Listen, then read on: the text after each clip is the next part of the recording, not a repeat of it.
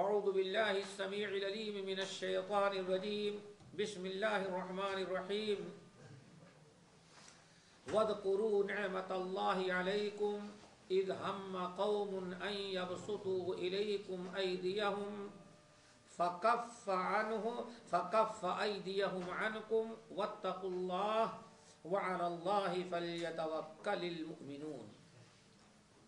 اس سورۃ المائدہ کی میں نے آیت نمبر 11 تلاوت کی ہے، اور آج کا جو درس ہے اس کا اصل موضوع آپ حضرات کے سامنے ہے کہ اللہ تعالیٰ کی نصرت اور مدد اور اللہ تعالیٰ کے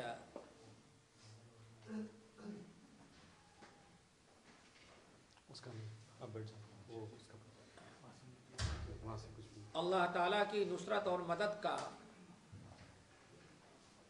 سب سے بڑا ذریعہ توکل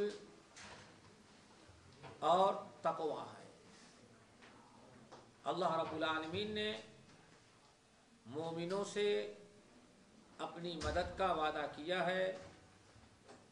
اللہ تعالیٰ مومنوں کی مدد فرماتے ہیں دنیا میں بھی اور آخرت میں، لیکن اس کے کچھ اسباب ہیں۔ سب سے بڑے اسباب دو ہیں جو آپ کے سامنے ہیں، ایک تو تقوی ہے اور دوسرا توکل ہے۔ جب کسی انسان میں یہ دونوں چیزیں پیدا ہو جائیں، اور یہ دونوں سبب، ایک تو تقوی اللہ اور دوسرے توکل علی اللہ، جب یہ دونوں چیزیں پیدا ہو جاتی ہیں تو اللہ تعالیٰ کی مدد اس کے اوپر دنیا اور آخرت دونوں میں نازل ہوتی ہے۔ اللہ تعالیٰ سے دعا کرو کہ ہم سب کے اندر توکل اور تقوی پیدا کر دے۔ اسی سلسلے میں نے آیت تلاوت کی ہے۔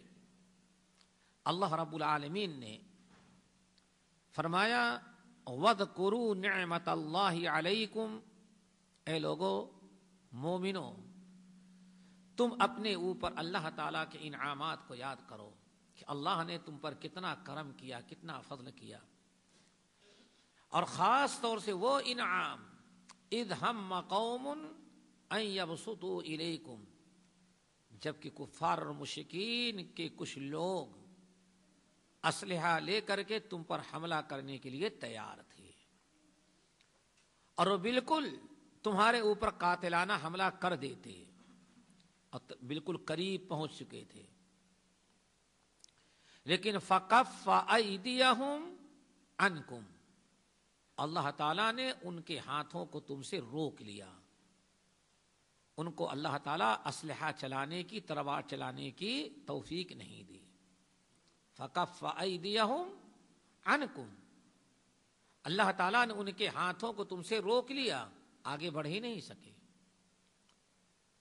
وَاذْكُرُوا نِعْمَتَ اللَّهِ عَلَيْكُمْ، ایمان والو یاد کرو اللہ تعالیٰ کے احسانات کو اپنے اوپر، کہ تم لوگوں پر اللہ تعالیٰ کے کتنے کرم، کتنے فضل، کتنے احسانات ہیں، اور کس قدر اللہ تعالیٰ نے تم پر اپنے انعامات کی بارش کی ہے۔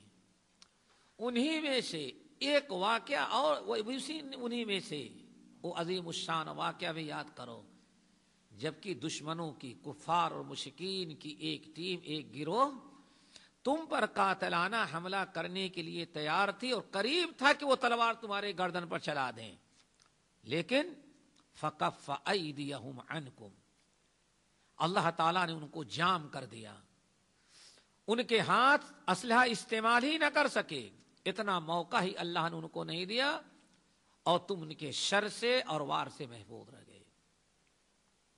فرمایا اس آیت میں آگے واتقوا اللہ، تم اللہ تعالیٰ سے ڈرو، فَلْيَتَوَكَّلِ وَعَلَى اللَّهِ فَلْيَتَوَكَّلِ الْمُؤْمِنُونَ، اور مومنین جو ہوتے ہیں اللہ تعالیٰ ہی پر توکل کرتے ہیں۔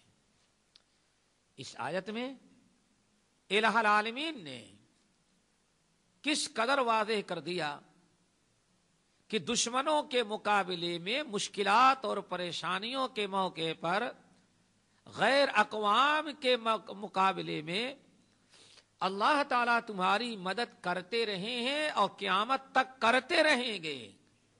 شرط ہے واتقوا اللہ، تم اپنے اندر تقوی اللہ پیدا کرو، اور وعلی اللہ فلیتوکل المؤمنون، مومنوں کو چاہیے کہ طے کر لیں کہ ہمیں توکل صرف اللہ کی ذات پر کرنا ہے، ساری مشکلات آسان.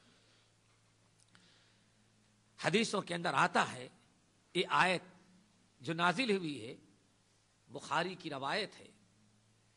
حضرت جابر بن عبداللہ رضی اللہ تعالیٰ عنہما کہتے ہیں ہم لوگ ذات الرقاع، یہ ذات الرقاع یہ بڑا خطرناک غزوہ تھا. رقاع کپڑے کی چندیوں کو کہتے ہیں، یہ چھوٹے چھوٹے کپڑے پڑے ان کو کیا کہا جاتا ہے؟ رقاع، اسی کی جمع ہے. اردو میں چھوٹا سا جو پیپر اس کو رکا کہتے ہیں، رکا لے کر کے دیں، چھوٹا سا ہو ٹکڑا. یہ نہایت خطرناک یہ غزوہ تھا. گرمی کا موسم تھا، صحابہ کرام کے پیر میں جوتے نہیں تھے. کتنے صحابہ تھے جن کے پاس سواری بھی نہیں تھی. پہاڑی راستہ تھا، پتھریلا، نوکیلے پتھر تھے. صحابہ کرام جنگ میں جاتے، اس جنگ میں گئے تو کتنے صحابہ کرام ایسے چلتے چلتے ان کے پیروں میں نوکیلے پتھر لگتے اور کٹ جاتا ان کا پیر. مرہم اور پٹی کا کوئی ذریعہ نہیں تھا، کوئی علاج معالجہ کا راستہ ہی نہیں تھا.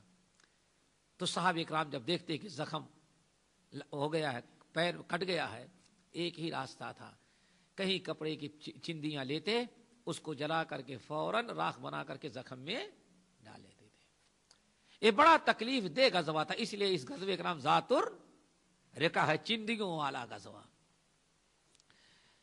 جابر بن عبداللہ رضی اللہ تعالیٰ عنہ کہتے ہیں ہم لوگ نبی علیہ السلام کے ساتھ تھے، جنگ سے واپس آ رہے تھے. راستے میں کافی گرمی لگی، دوپہر کا وقت تھا. نبی علیہ السلام نے پڑاؤ ایک جگہ ڈال دیا، تاکہ پڑاؤ ڈالنے کا مقصد یہ تھا کہ تاکہ لوگ ذرا دھوپ سے بچ جائیں، آرام کریں. اب سارے لوگ سایہ ڈھونڈ رہے تھے، اور درخت جو وہاں تھے وہ کانٹے والے تھے، جس میں کانٹا زیادہ اور پتے کم ہوتے تھے. ایسا بھی نہیں کہ ہاں کوئی درخت مل جائے تو اس کے اندر بہت سارے لوگ سو جائیں، بڑی تکلیف تھی. لوگ وادی کے اندر گھوم گھوم کر کے درختوں کا سایہ ڈھونڈنے لگے. نبی علیہ السلام ایک درخت کے نیچے آپ کے لیے زمین ہموار کر دی گئی، کانٹے اور کنکر پتھر ہٹا دیے گئے، آپ کے لیے معمولی سا بستر اس پر لگا دیا گیا. باقی سارے لوگ منتشر ہو